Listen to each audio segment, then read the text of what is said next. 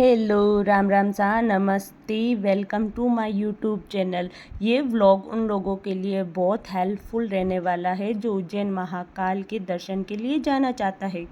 Evening में 5 बजे निम्बाड़ा से मेरी ट्रेन थी। ओनली 5 घंटे का सफ़र था। नाइट में हम 10 बजे उज्जैन पहुंच गए थे। स्टेशन से बाहर निकलते ही हमने किए हनुमान जी के दर्शन। उज्जैन महाकाल की नगरी है, तो यहाँ पर कुल 84 मंदिर है भगवान शिव के, जो उनके अलग अलग रूप की पूजा की जाती है। फिर हम होटल में रुके थे जो ओनली मंदिर से 200 मीटर की दूरी पर थी। हम सुबह जल्दी उठ गए थे 5 बजे और मैं नहा धो के तैयार भी हो गई थी। मैं बहुत ज़्यादा एक्साइटेड थी मंदिर जाने के लिए, क्योंकि पिछले 3 सालों से हम प्लान कर रहे हैं कि जाना है, तो फाइनली वो डे आ ही गया। तो चलते हैं। सुबह 4 बजे से लेके 6 बजे तक बस में आरती होती है। अगर आपको बस में आरती के दर्शन करने हैं तो ऑनलाइन बुक करवाना होता है। लास्ट मोमेंट पे बुकिंग नहीं होती है, आपको 1-2 महीने पहले ही बुक करवाना होगा। फिर 6 बजे के बाद आपको लाइन में लग जाना है, और जितना आगे लाइन में खड़े होगे उतना जल्दी दर्शन होगा, वरना जितना लेट जाओगे उतनी भीड़ बढ़ती जाएगी। उज्जैन में अभी बहुत ज़्यादा गर्मी थी। मॉर्निंग के 6 बज रहे थे, लेकिन ऐसा सूरज तप रहा था जैसे कि 8 बज गए हो। अगर आपको कॉरिडोर में घूमना है तो 2 घंटे ही कम है। इससे अच्छा है कि आप नाइट में देखो, नाइट का व्यू बहुत अच्छा आता है। देन उसके बाद हम लग गए थे लाइन में। लाइन बहुत बड़ी लंबी थी और देखो बहुत ज़्यादा भीड़ थी। हम सुबह जल्दी आ गए थे, फिर भी हमसे कितने आगे लोग खड़े थे देखो। और इसमें राउंड राउंड सर्किल हमें घूमना होता है। फिर हम लास्ट में, मंदिर बहुत दूर है अभी, तो फिर बहुत ज़्यादा चलना पड़ता है, फिर मंदिर आता है।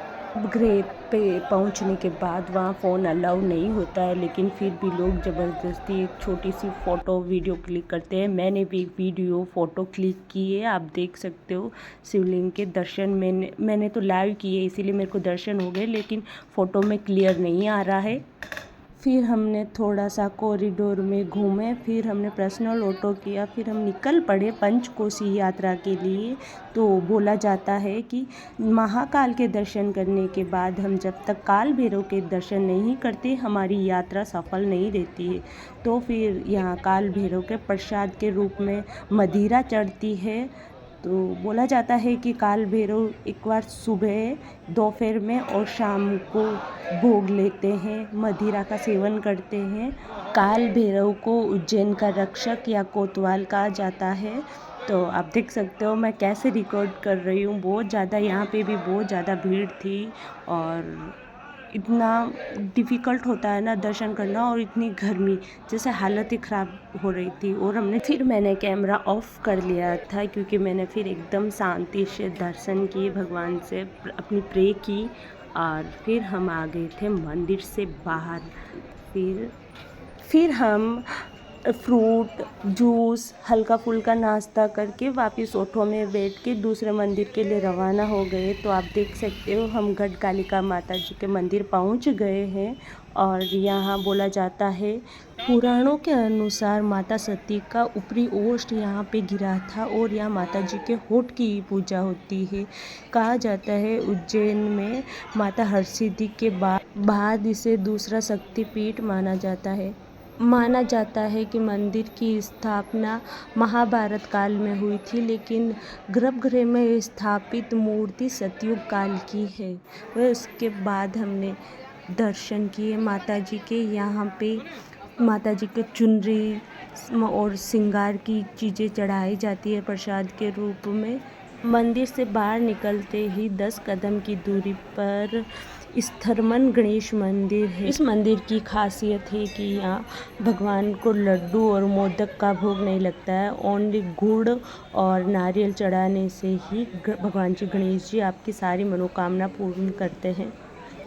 सुबह के 10:30 ही बज रहे थे, लेकिन अभी पंचकोसी यात्रा में अभी 3 मंदिर के दर्शन हुए। 2 मंदिर के दर्शन अभी करने बाकी थे, लेकिन हम इतने थक चुके थे ना क्या ही बताए, लेकिन फिर भी हम निकल पड़े भगवान मंगलनाथ मंदिर के दर्शन करने के लिए। वहाँ घूमने का जो मज़ा सर्दियों में और बारिश के समय है वो गर्मियों में नहीं है। आप देख ही सकते हो हमारे चेहरे की पूरी 12 बज गए यार की तो हालत डाउन ही हो रही है।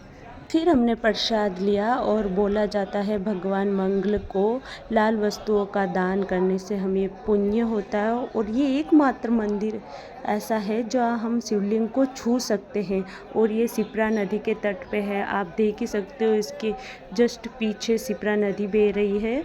और यहाँ अभी कंस्ट्रक्शन का काम चल रहा है क्योंकि 2027 में यहाँ कुंभ की तैयारी हो रही है। इस बार महाकुंभ उज्जैन में होगा। और ये है भगवान मंगलनाथ, और यहाँ पर आपको सबको एक एक को पर्सनली पूजा करवाते हैं। हमने और आरके ने भी पूजा की, और जिसकी भी कुंडली में मांगलिक दोष है, जिसकी शादी लेट हो रही है या मंगल ग्रह के प्रभाव से उसकी राशि पे अशुभ हो रहा है, तो यहाँ पे बहुत से लोग आते हैं और अपनी पूजा करवाते हैं जिससे उनको मंगल के प्रभाव से मुक्ति मिले।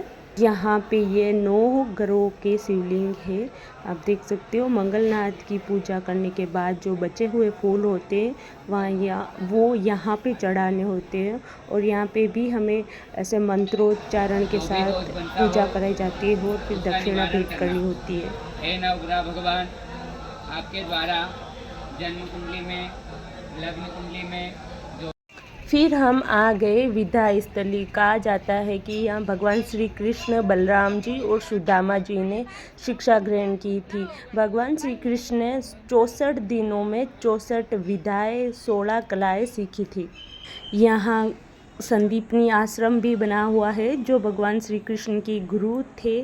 तो आप देख सकते हो यहाँ पे ये पेंटिंग के द्वारा बताया गया है श्री कृष्ण भगवान ने 16 कलाएँ कैसे सीखी, क्या क्या सीखा। पेंटिंग के थ्रू हर एक चीज़ बारीकी से बताई गई हुई है। वो उनके गुरु उनको कैसे शिक्षा दे रहे हैं। और मंदिर आश्रम के अंदर ही भगवान शिव का बहुत ही प्राचीन मंदिर है, और एक पवित्र गोमती कुंड बना हुआ है आश्रम के बीचों बीच। और इसके चारों ओर जो भगवान श्री कृष्ण ने 64 कलाएँ सीखी है उन सब का वर्णन कर रखा है। तो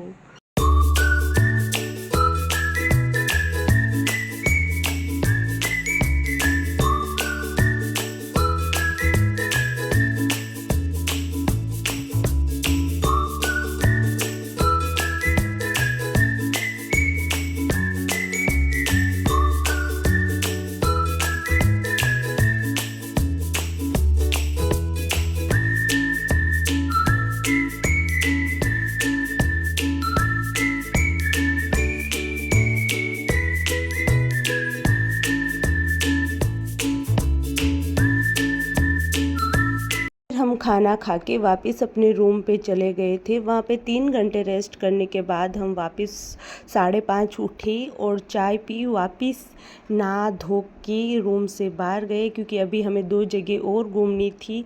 भारत माता मंदिर और हरसिद्धि माता जी के दर्शन करने थे, और हम सबसे पहले भारत माता मंदिर पहुंच गए थे। आप देख सकते हो वहाँ का व्यू कितना सुंदर और मनमोहक दृश्य है। और आप भारत माता मंदिर के मैं आपको अंदर चल के भी दर्शन करवाऊंगी। यह इंडिया का मैप बनाकर बताया गया है कि उत्तर में हिमालय से लेकर दक्षिण में कन्याकुमारी तक वर्ल्ड में जितने भी भगवान शिव के मंदिर है 12 ज्योतिर्लिंग के बारे में बता रखा है कि कौन कौन से मंदिर कहाँ है और किस स्थान पे है, और इनके पास से कौन सी नदी गुजरती है, कौन सी नदी के किनारे है। गोदावरी, कावेरी, यमुना। सूर्यास्त के समय आप देख सकते हो बहुत से लोग शिप्रा जी के तट पे आते हैं, और वहाँ एक पुलिया बना हुआ है जो एक सेल्फी पॉइंट है। आप वहाँ जाके अपने फ़ोटोज़ वीडियो क्लिक कर सकते हो। अब चलते हैं अंदर भारत माता के दर्शन करने के लिए, जिसकी रक्षा के लिए हमारे फौजी अपने प्राण न्यौछावर कर देते हैं और शहीद हो जाते हैं। बोलो भारत माता की जय। हमारे हिंदुस्तानियों की आन बान शान, हमारा अभिमान है हमारी भारत माता। आरती का भी समय हो गया था। कॉरिडोर का नाइट में व्यू बहुत अच्छा होता है, आप नाइट में ही कॉरिडोर को विज़िट करें। आरती स्टार्ट हो गई थी, हमने एलईडी में ही लाइव दर्शन किए थे। अगर आपको वीडियो अच्छा लगे तो प्लीज़ चैनल को सब्सक्राइब, वीडियो को लाइक शेयर ज़रूर कीजिएगा। Bye, thanks for watching.